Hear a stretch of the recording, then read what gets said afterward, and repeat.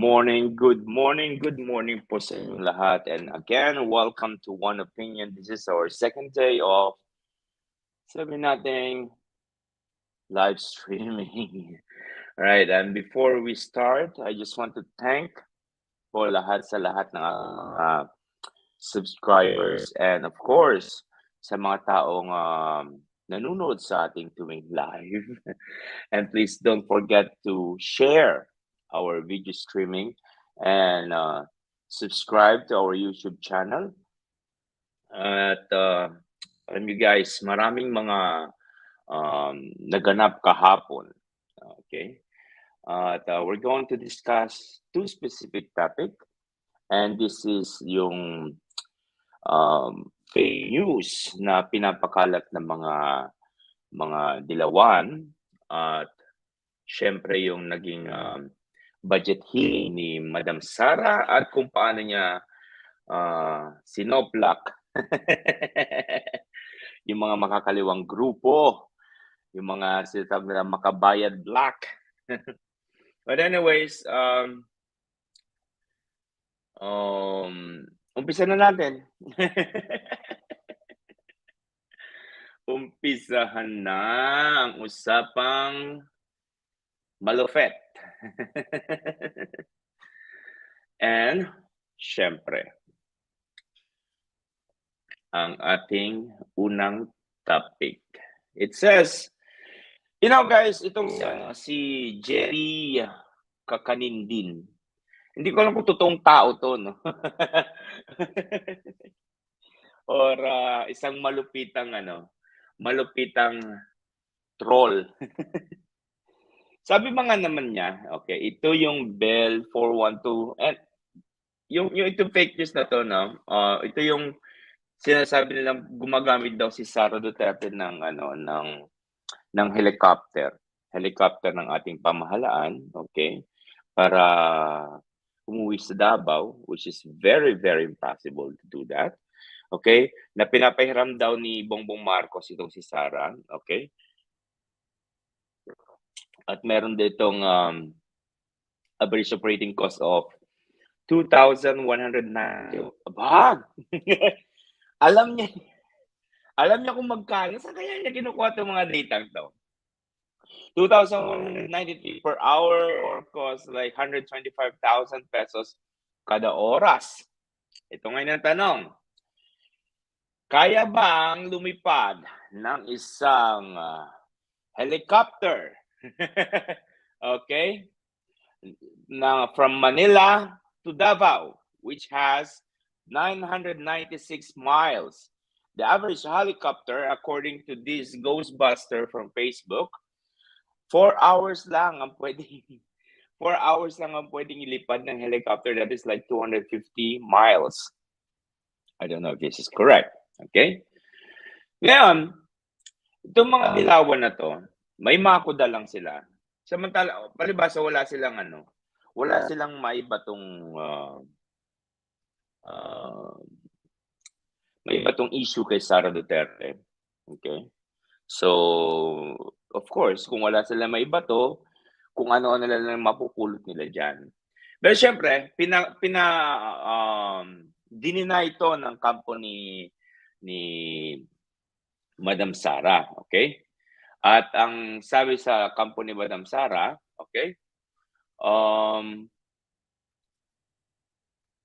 Ano sabi sa kampo ni Madam Sara? Sabi,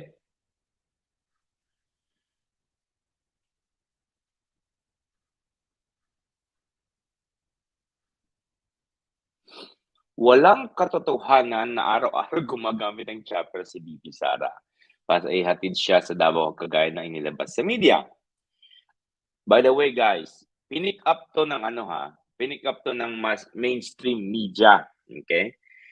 So kahit anong chismis ay lalabas ng mga dilawan, kahit hindi siya verified, talagang kating-kate. Kating-kate ang mainstream media para ilabas ito. At syempre dineny ito ng kampo ni Madam Sara. Fake news po ito. Yung araw-araw na gumagamit ng chopper para ihatid sa Davao kagaya nilalabas sila sa media. Manila-based na po sa ngayon si VP Sara Duterte at ang kanyang pamilya. Dito na po din po nag-aaral ang mga anak niya. Okay? Land vehicles din po ang ginagamit nila araw-araw. That is according to Reynaldo Munsayak, and he is the OBP spokesperson. So, mainstream media. Sabi nyo, conveyor kayo ng katotohanan. Conveyor ka. Ang tindi nga ng mga ano niya eh. Ang tindi nga ng mga sabi nating pang-build ninyo sa sarili nyo. Okay? Yung tipong kayo na lang, okay? Ang nagsasabi ng katotohanan. Pero napatunayan yan, okay? Napatunayan yan ng taong bayan at of course sa mga survey na walang-wala na. Wala na silang tiwala sa inyo, okay? I don't know if I have an audio. Let me check. Okay, let me check kung may audio po tayo. Okay. Okay. Tingnan po natin. Check ko lamang po ha. Check ko lamang po. Yeah, okay. May audio po tayo at wala pong nanonood sa atin ngayon. Bakit? Bakit yun lang?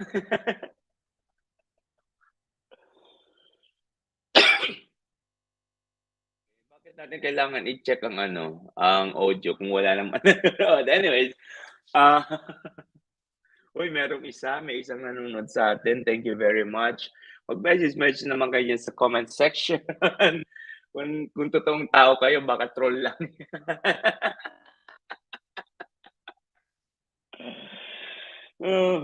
So, madalit sabi, fake news na nilalabas ng mga dilawan, okay, ay na-debunk agad dahil sa syempre, okay, ano lang yan eh, kahit hindi magsalita si Reynold Munsaya, okay, stating the obvious, guys. Kung ikaw ay nagtatrabaho sa Maynila at may pamilya ka, ang gagawin mo ba, mag-uuwian ka, okay, sa probinsya? I don't think so. You're going to bring, of course, your family to the city para mapapadali ang trabaho mo. Yeah? Pero syempre ganun talaga, no? Anyways, the second topic that we're going to discuss, this is the budget hearing ng Department of Education sa Congress yesterday. Okay? Marami naman siguro sa inyo ang marami na sa inyo ang nakapanood nito. Pero napansin ko kahapon, guys, okay? Maraming mga fake na video na lumabas regarding this, yung mga ini-stitch nila sa sa TikTok. Itong problema sa atin, no? For the sake of views, for the sake of engagement, some of the vloggers or some of the content creators, they're stitching information that is causing misinformation. Bakit? Ang dami, pinanood ko kasi itong 2 oras na itong 2 oras na budget hearing na to. And I put the timestamp kung saan yung mga engaging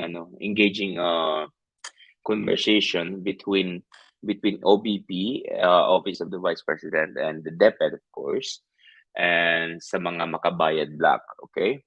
Dun sa mga lumalabas sa ano, dun sa mga lumalabas sa Twitter or lumalabas sa TikTok na short videos, okay? Stitch na po 'yon or edited, okay? Edited na po siya. Pinagpatong-patong nila yung mga reaction ng Makabayad Block, between Makabayad Block and ating Vice President and now also DepEd Secretary Sara Duterte. So, let's proceed to the video. Meron po tayong 1, 2, 3, 4, 5, around 6 na timestamp dito kung saan ang pinag-uusap ang mga tanong, okay, ang mga tanong ng mga kakaliwang grupo. Wag na natin lagay yung mga yung mga um, tanong or sa mga pabida. Pabida ng mga kongresistang pabor sa ating pamahalaan. Kasi alam naman natin 'yan, okay? Alam natin ang kanilang magiging reaction. And yan, okay, let's go. Sana narinig niyo 'to, no? Representative of Kabataan Party List, Representative Raul Manuel. You're recognized. This is Good Raul Manuel. Hello. First question. Good morning, Madam Chair. Good morning sa mga opisyal ng Department of Education. Yung una kong mga tanong ay tungkol sa learning recovery. Paano na tayo uusad mula dun sa dinulot na learning poverty noong early years ng pandemya. Aware tayong lahat kung paano tila ba ay hindi talaga maayos na natuto yung ating mga kabataan habang sila ay nag-aral lang through modules or through online. Merong comprehensive rapid literacy assessment tsaka amplified numeracy assessment ang DepEd.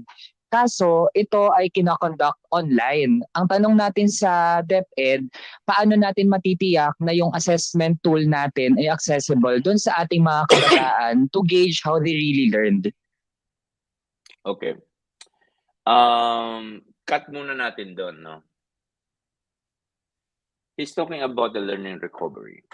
Okay? And alam naman natin, okay, na sa ating bansa, meron tayong tinatawag na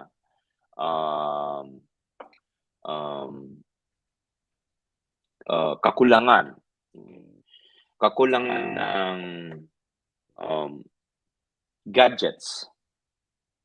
Marami sa ating mga kababayan na they can't afford to buy gadgets for learning. And sabi nga rin sa kanila na marami din sa ating mga kababayan ang walang internet.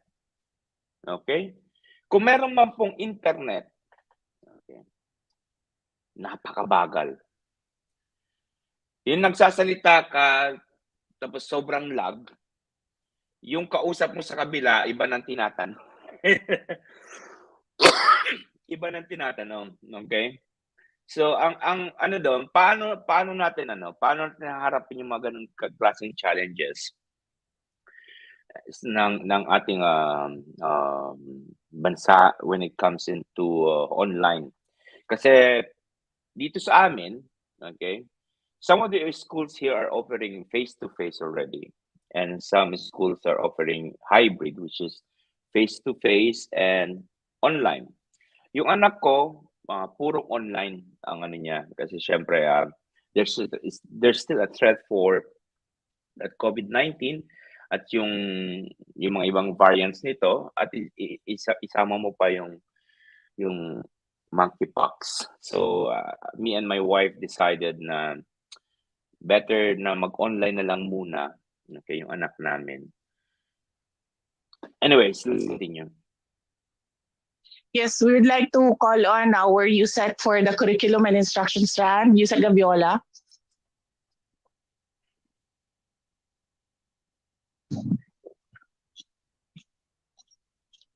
Good morning, Mr. Chair, members of the committee. I'm not satisfied with the answer, to be honest. kung tama po ang aking pagkakarinig, ang katanungan po ay kung paano natin may improve ang ating learning recovery. Tulad po ng nabanggit ng ating kagalang-galang na secretary, tayo po ay magbubukas na by November 2 ng full face-to-face classes. Okay. Pangalawa po ay magbibigay po tayo ng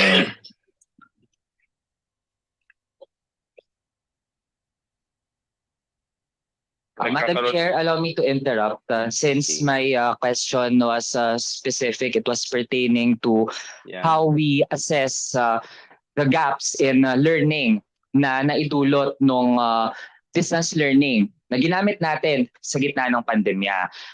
Ang tinutukoy ko ay yung CRLA o yung Comprehensive Rapid Literacy Assessment tsaka yung ANA o Amplified Numeracy Assessment. Ito ay kinonduct nationwide para matasan natin kung kumusta na ba talaga yung learning gaps. Kaso ito ay kinakonduct online. So alam na natin na Wait, hold on. So Raul Manuel, okay? Si Raul Manuel, tinatanong niya kung bakit natin kinakonduct online. At lahat kinakonduct online. Malamang sa malamang, that time, and I think from 3 weeks ago lang sila napumpisa ng face-to-face. So, how are you going to do the assessment? Of course, you're going to do it online. But the problem there, guys, is kasi online siya, marami sa ating mga kababayan ng hindi nakakapag-response ng maayos kasi sabi nga ni Manuel din, makikita niyo dyan mamaya na merong scarcity ng mga gadgets and of course yung poor internet connection. So paano yung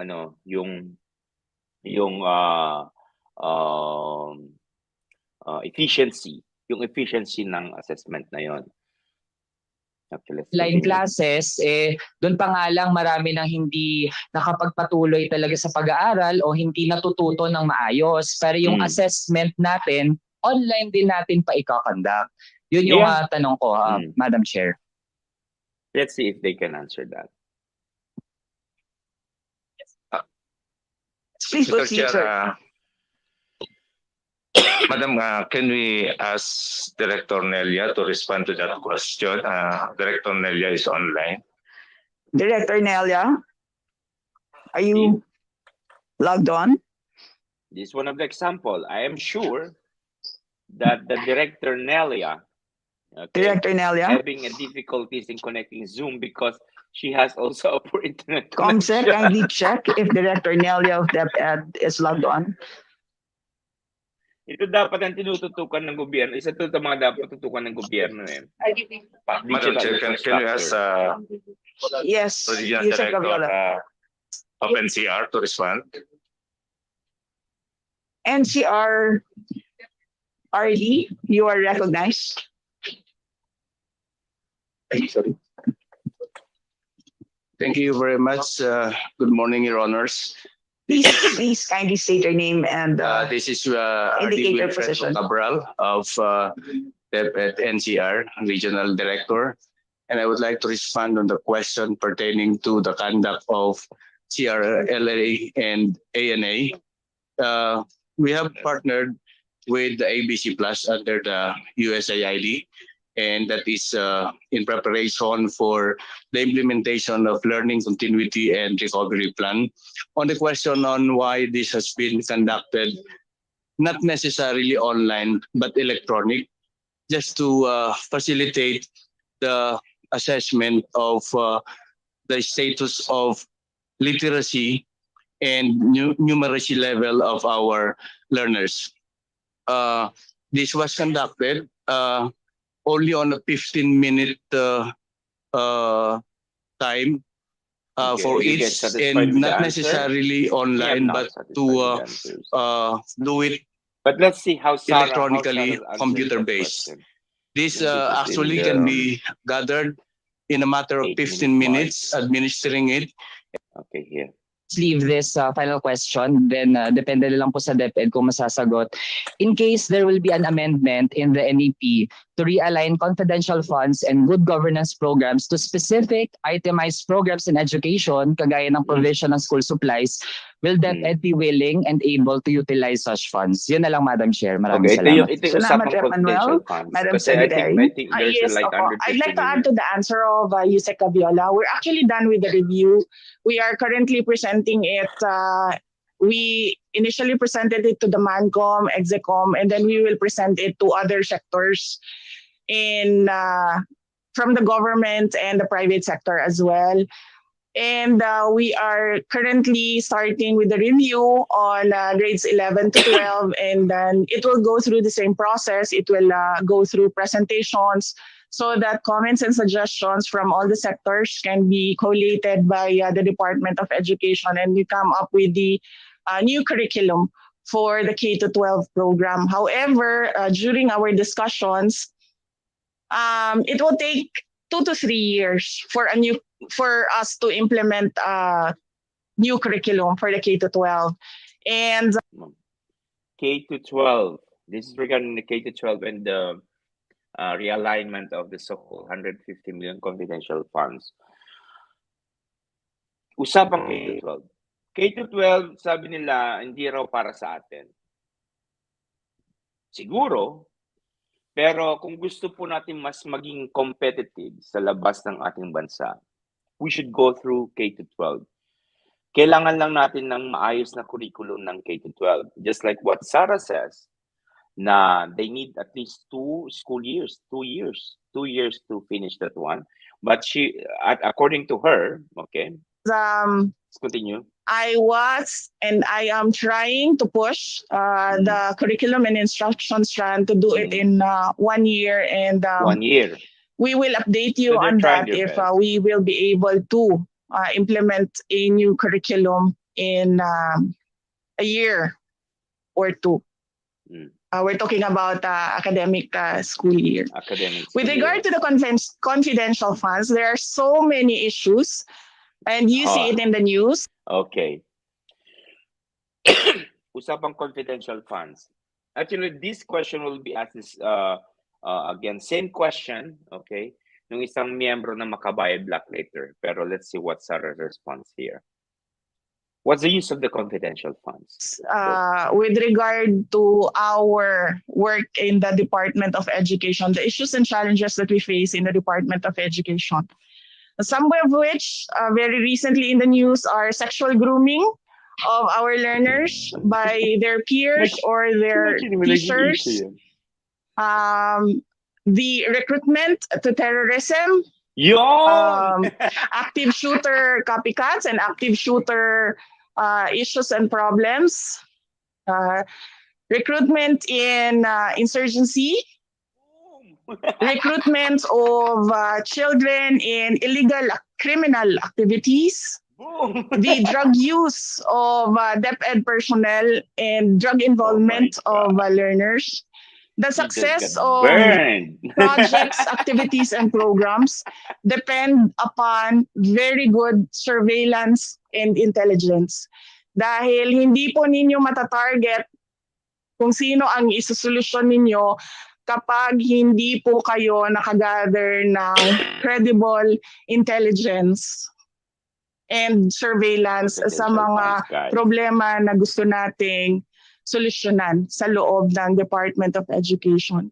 And all this relate to our mandate that we deliver quality, basic education to our learners. And of course, education of our children relates to our national security as well.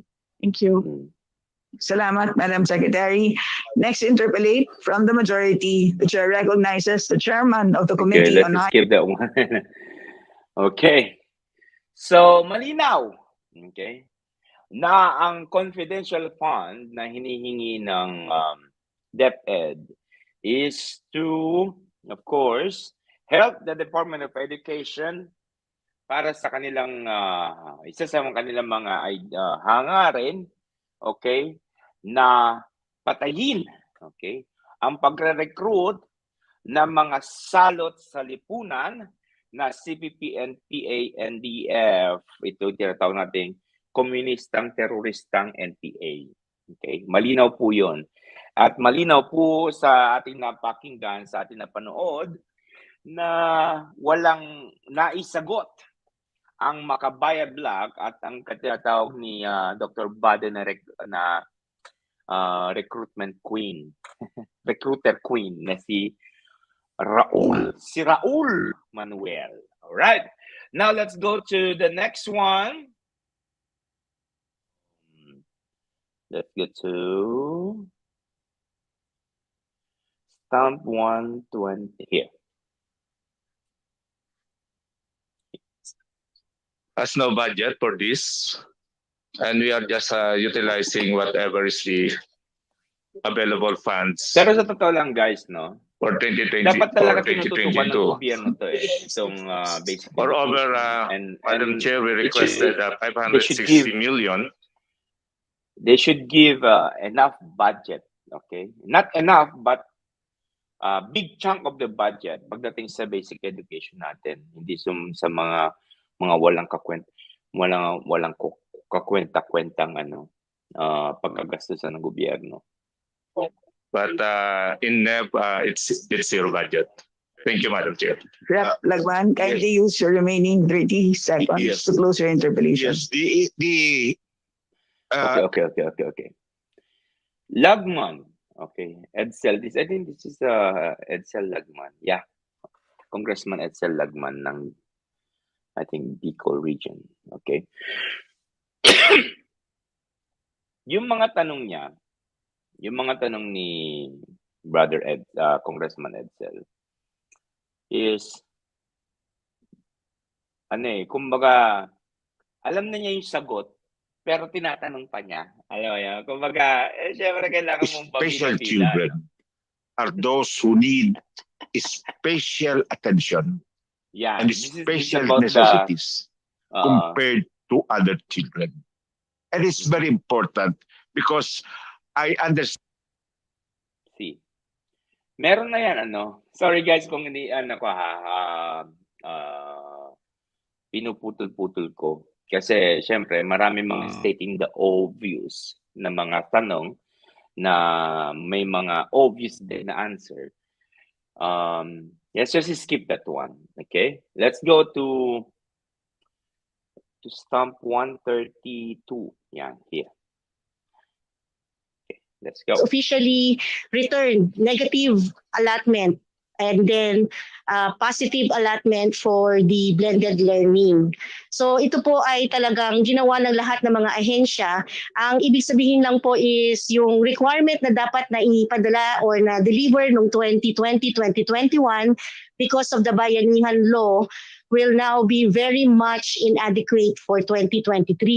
And i-reiterate po namin, ang proposal namin for 2023 for school furniture is 4.7 billion, but the NEP provided 1.8 billion. So another 3 billion deficiency for the year. Yun po yung explanation, Madam Chair. Mga billion-billion. Yayaman Yun, yan ang Madam usapan. Chair, nag-a-average ang mga class size ng 40, 50, 60, tapos walang upuan. This is process. Madam Chair, dapat seryosohin natin ito, bigyan natin ng atensyon yung tumitinding education crisis. Kailangan po tugunan ng gobyerno yung kakulangan sa pasilidad, yung classrooms, Okay, yung kagamitan, obvious. Yes, yung we mga know that guro already. na lubos na naapektuhan dito sa kalidad ng edukasyon. Para po talagang makausad tayo, Madam Chair. And my question is, meron po kayong 150 million confidential fund. Okay. Tinanong na yan ni si Raul. Okay? Si Raul Manuel, tinanong na yan kanina. Magkatabi yan ha, guys. Magkatabi si Raul, si Gabriela at si aktivistang guro. Magkatabi yan pero parang nasa sarili silang mga mundo. Sa DepEd. Para po saan ito? Kasi I believe yung Office of the Vice President, meron na siyang 500 million. Okay. So, nalito na si ate. Okay, nalito na si ate kung ano talaga si Sara. Isa ka bang DepEd secretary o isang vice president? Meron ka 150 million na may 150 million ka na confidential funds bilang secretary at meron kang pang 500 milyon para naman sa OBP. Ano to? Bakit dinadoble? Nalito na si ate. Confidential fund Itong problema na sa Mabuhay nakalagay. Cavite. And ito, 150 million. And in the 2021 and 2022 wala pong ganito. Yes, wala. thank you. Nalito ako. The Office of the Vice President and the Department of Education are two separate entities. They are two separate departments of the government, and they have separate mandates as well. As explained earlier, number one, the success of a project, activity, or program really depends upon very good intelligence and surveillance Ayun na naman, because you want to babalik target ka naman. Game. specific issues and challenges. And because these specific issues and challenges are all illegal, like say for example, as previously mentioned, sexual grooming of learners, recruitment in terrorism and violent extremism, drug use of DepEd personnel, these are not laid out for our regular personnel to see. That is why we need the help of the security cluster and the security sector to address these issues and challenges to basic education.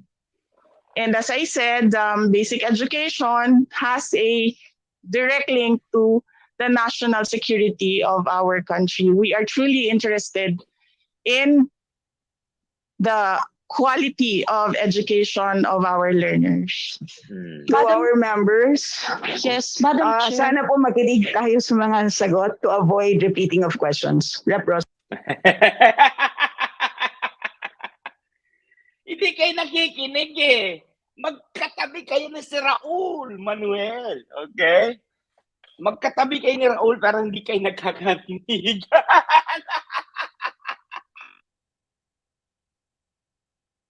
Ay, Diyos ko. Ito mga makabayan block na to. Yes, thank you, Madam Chair. Madam Chair, kulang tayo sa classrooms.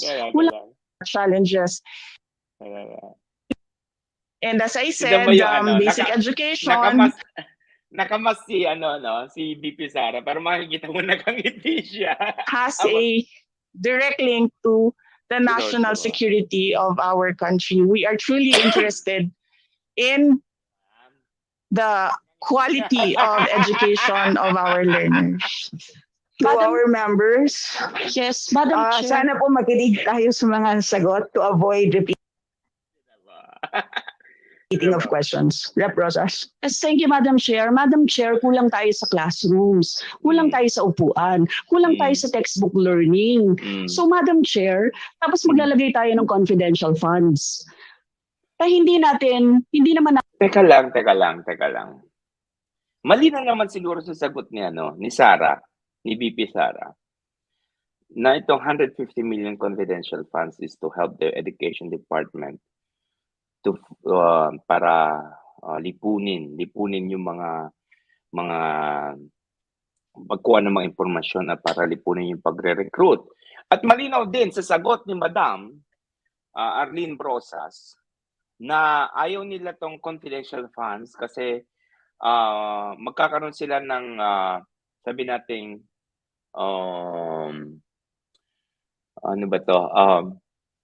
mapapahirap yung kanilang pagre-recruit sa kanilang CPP-NPA. natin ma-account, Madam Chair. Sana man lang, Madam Chair, itong mga usapin na ito, mailagay na lang yung mga pondo sa mga dapat nilang kalagyan, Madam Chair. Hindi talaga nila naintindihan yun. Or naintindihan nila, ayaw lang talaga nila yun. Ayaw lang talaga nila. And my last question, Madam Chair, kasi ito is about no? We're talking about the violence against women and children sa mga paaralan. Mismong mga guro yung nambibiktima sa mga estudyante. Ano yung policy and guideline ng DepEd hinggil? Hold on. That kind of issue is actually present not only sa ating bansa, this present sa lahat ng bansa sa buong mundo. Okay? Stating the obvious, and please, I am sure na nasa batas ng DepEd, okay? Kung paano nila sugpuin itong mga ganitong klaseng problema. Dito. At paano po ang implementation dito sa mga schools? Ano yung ginagawa ng DepEd sa Parang mga child yung mga predators tanong na niya, nasa parang- school administration? Alam niyo po kasi bahagi po ito ng pinasa Ang nating batas, no, sa Safe Spaces Law. Mahalaga po, naririnig ko po yung sa sexual grooming kanina, no, pero ano exactly yung programa ng DepEd dito? Madam Secretary. Yes, thank you. We will call our USEC for field operations, USEC Revsi Escobedo, who handles the Child Protection Unit of the Department of Education. Of USEC course, we have to Escobedo, protect our children, no? you're recognized. Who is joining us via Zoom? Look, how USEC? poor is the internet connection? Do you Sabi hear ko us? kanina pa, Yes. Yes, good morning, Madam Chair. We so have laggy. Child Protection Unit in place at the Department of Education, and Siyempre. we are currently strengthening the child protection committees at the school level. Siyempre. And we are also strengthening and expanding the function of the child protection units along regional and division level. So right now, there are cases filed against those I have perpetrators one who viewer. Hello. Kung sino ka man, thank you infuse very violence much. against our learners. And we have Kanina mga several dalawa yan. cases of child abuse Nagsawa filed yung isa. by our lawyers. And in fact, the last Monday, we served a formal charge with preventive suspension against a teacher who abused her learners inside the school. So we will furnish the committee about the reports and the ongoing programs of the Child Protection Unit of the Department of Okay. Education, Madam Chair. See? Meron talaga yan. Yung tanong ni Arlene, may mamema lang, no? May mamema lang. Ito malupit itong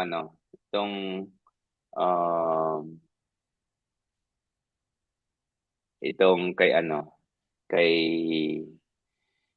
aktivistang Query whether some of the personnel in the Department of Education were acting in ultra vires with regard to the decision making of modifying Ito yung kay the procurement that was done for the laptops. So these were the two actions inside the Department of Education. Ano po yung ginagawa nila o may ginagawa ba sila o wala? Okay. This is regarding the laptop issue. We all know, guys, na itong laptop issue na to has nothing to do with the new DepEd secretary right now. At syempre, itong si ating Castro na masyadong mabibo. Tinanong niya yan, no? Dito sa laptop corruption issue na ngayon ay alam natin dinidinig sa Senado, pero dito dahil meron din akong resolution, hindi pa rin. Wow. Pero tanong ko po sa bagong pamunuan dahil hindi naman sila involved dito, are you conducting probe inquiry about this laptop corruption issue in the Department of Education? Madam Secretary? Yes, thank you. Imaginein mo yan. Wait, hold on, number hold one, on. Look at Castro reaction. She shut off her mouth, her microphone. Then balik siya sa kanyang cellphone. So gusto mo ba talagang malaman? Okay. Ang na masagot ang iyong mga katanungan or umaepal ka lang or may mamema ka lang. Kasi base sa video yun talagang malinaw na malinaw, no? Na itong tatlong to na magkakatabi ay hindi sila nagkakarinigan dahil busy sila sa Twitter. We wrote COA requesting for fraud audits, and COA already responded to us with regard to their conduct of a fraud audit inside the Department of Education, particularly Nag-request for si Madam ng the laptop project. And then number two, within the organization, I already ordered the Chief of Staff to open an inquiry whether some of the personnel in the Department of Education were acting in ultra vires with regard to the decision making of modifying the procurement that was done for the laptops. So these were the two actions inside the Department of Education. Thank you. Madam Chair, can we ask the DepEd to furnish us the written report and action about the action being done by the DepEd regarding to this issue? Madam Chair. Yes, ma'am. We will submit a copy of the report to the committee, copy furnished the office of the Honorable Castro. Thank you, Madam Chair, Vice President. Madam Chair, kanina ipinakita yung krisis natin sa edukasyon.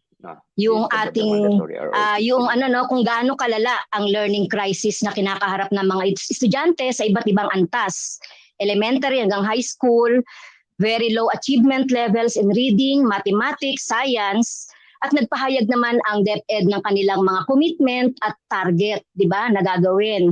Pero wala pa po ako nakikitang konkreto, Madam Chair, sa kanilang presentation. Pero ang tanong ko, Madam Chair, bakit sa kabila ng ganitong kalalang problema ng ating mga estudyante, ang priority legislative agenda pa rin ng DepEd ay yung mandatory ROTC. Ano naman ang kinalaman ng ROTC sa pagpapataas ng reading comprehension, mathematical ability, and science sa ating mga estudyante? Madam Chair. Madam Secretary. Yes, thank you. Because the problems on access, equity, quality, resiliency, and well-being and governance, these have already supportive legislation. Ang dami-dami na pong nagawang legislation, magagandang legislation for basic education. And ang nakikita na lang po namin na so far sa ngayon na kailangan ng legislation ay yung mga wala pa pong legislation. So right now we are working on all the laws that were passed by Congress na nagsusuporta sa basic education po. Thank you. Madam Chair, so legislation ang sinasabi ng DepEd. So ano po yung gusto nyong legislation para mapataas natin yung reading comprehension ng mga bata at saka yung mathematics and science abilities? So kasi itong ROTC talagang priority pa rin naman ito ng Marcos administration. So bakit ROTC? Bakit hindi yung para to answer the problem ng learning crisis na binanggit natin? Naligaw na siya. Madam Secretary. Yes, apo. Primarily, na-mention po natin doon sa ating presentation, if the Department of Education is given the budget that it is requesting, we will be able to open more programs to address the learning problems of our students. So, initially po, lumapit na kami sa Pangulo at sinabihan ko po ang Pangulo na if you give me 100 billion, I will solve all the problems of basic education. And that is what I want to reiterate as well to Congress and the House of Representatives. If you give us, the people here sitting in front of you, 100 billion, we will be able to solve the problem in 6 years. Thank you. 6 years. Sana, Madam Chair, makita natin yung concrete na mga solution ng DepEd. Pangatlo, Madam Chair, para sa inyo, guys? Regarding naman ito sa mga teachers. Alam natin bakit hindi tayo nakakapag-encourage ng mga magagaling na teachers sa senior high school na katulad ng binanggit ng DepEd dahil nga sa kababaan ng sweldo at saka yung mga benefits natin. Pero totoo yun, guys. Mababa ang sahod ng ating mga guro sa pampublikong paaralan. at medyo mas mataas ang sahod ng mga nasa private. So how the government were going to encourage these teachers not to leave the country, okay? At gamitin ng kanilang talento sa pagtuturo para sa ating mga mamamayan, okay? Paano nila how they going to hold them para wag lumabas sa ating bansa? And let's see how Atin ay talagang hindi rin naman ganoon ka-enticing. Naniniwala po ba dito ang DepEd? We would like to request our USEC for the BHROD to present the wages, benefits, and emoluments of our teachers. Thank you. Yes, Rep. Castro. Oh. Tignan mo yung reaction niya. Talagang maldita eh. No? I opened it already. Ng microphone. You can use the microphone of Rep. Manuel, Rep. Castro. Madam Chair, gusto ko pong pasagutin ng ating Vice President and Secretary ng Education. Naniniwala po ba kayo na dapat taasan ang sweldo ng ating mga guro? Yes, okay. So we will not present the existing salaries, wages, and benefits that we give to our teachers. But I will relate what the Secretary of Labor and Employment and the Secretary of the Department of Education discussed about the salaries of teachers. So meaning I presented to him a comparison of the salaries between the private educational institutions and ibig sabihin nung ginagawa na ng paraan ng DepEd at kinakausap na ng Department of Labor, okay, kung ano ba dapat ang magiging increase ng sahod ng mga dapat lang na increase sa sahod ng mga public school teachers, which is dapat lang taasan ang sahod ng ating mga guro, okay, para hindi ma-recruit ng NPA. the public schools. And clearly, we see there that there is a wide disparity between the salaries of teachers in private schools. And the Secretary of Labor and Employment is of the opinion that the market standard for salaries is the private sector. So in this case, if the government continues to give or increase in the salary, give increases in the salary of teachers in the government sector, this will put undue pressure in the private educational institution, thus creating a mass migration of teachers from the private schools to the public schools, which we actually see now. We have private schools na nawawala ng teachers dahil lumilipat po sa Department of Education. Well, that's and not good this also. will force more closures on private schools. Dahil ang market standard po dapat ay ang sweldo sa private schools. So, gusto nyo patay ng private schools? No. Madam Chair, narinig ko na yan sa mga past administration. Laging kino-compare ang sweldo ng mga teachers sa public, sa private. Pero nakalagay sa constitution natin, dapat i-compare yon sa cost of living, syempre yung consumer price index, etc. Actually, yung 25,000 pesos na sweldo ng mga teachers natin, Madam Chair, way below yan kahit na doon sa mga counterpart sa ibang mga bansa. 50 to 60,000 yung pinakamababang sweldo ng teachers sa sa ibang bansa. So sana mapag-isipan ng Department of Education kung paano mapapataas natin ang sweldo ng mga teachers so that maka-entice tayo ng mas magagaling ng mga teachers na pumunta sa public school. Madam. Yeah, makakuha tayo ng mga galing na teachers para sa ating public school and para i-recruit nyo. Yes, thank you, Ma'am Castro. We really take note of your comments and we will endorse that to the Department of Budget and Management, which decides on the salaries of government employees. Thank you. Thank you, Vice President. So, magkano po yung proposal ng DepEd sa medical allowance, sa teaching supplies allowance, at saka Okay. Let's stop there. So, okay.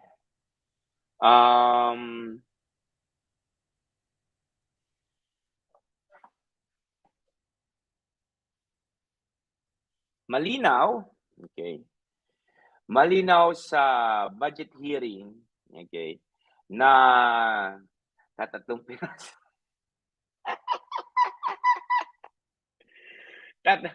Tatatlong piraso na lamang po ang mga makabayad sa Kongreso. And what are your thoughts, guys? What are your thoughts? Okay, please go to our comment section, spam your reaction there, okay? And syempre, ang dami nanonood sa atin. We have like 100,000.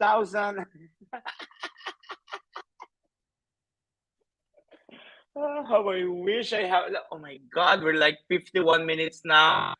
And I have one loyal viewer. Thank you very much. And I think hanggang dito na lamang po ang ating usapan, and see you again tomorrow. But before that, maraming salamat po sa isang nanonood sa atin. I hope that's not my wife. I hope that's a different person. Anyways, tumatawa ako rito pero malungkot tong araw na to because this is my sister's first death anniversary. So, yeah, I miss her so much. Okay? Dahil sa COVID, namatay siya last year. Anyways, thank you very much po sa inyong suporta sa aking channel, and please share to your friends and family members at sa mga kaopisina po ninyo dyan ang ating videos, okay? To support, of course, to support our channel, and para maging ano po tayo, hindi po tayo magdedepende, okay? At maging independent po tayo financially at hindi tayo kumuha ng ex-deal. Okay? Again, thank you very much, and hope to see you guys again tomorrow. Same time here on YouTube, okay? YouTube, Facebook, and also we are available in Twitter and Instagram. Okay, guys? See you again tomorrow, and God bless everyone. Maraming salamat po.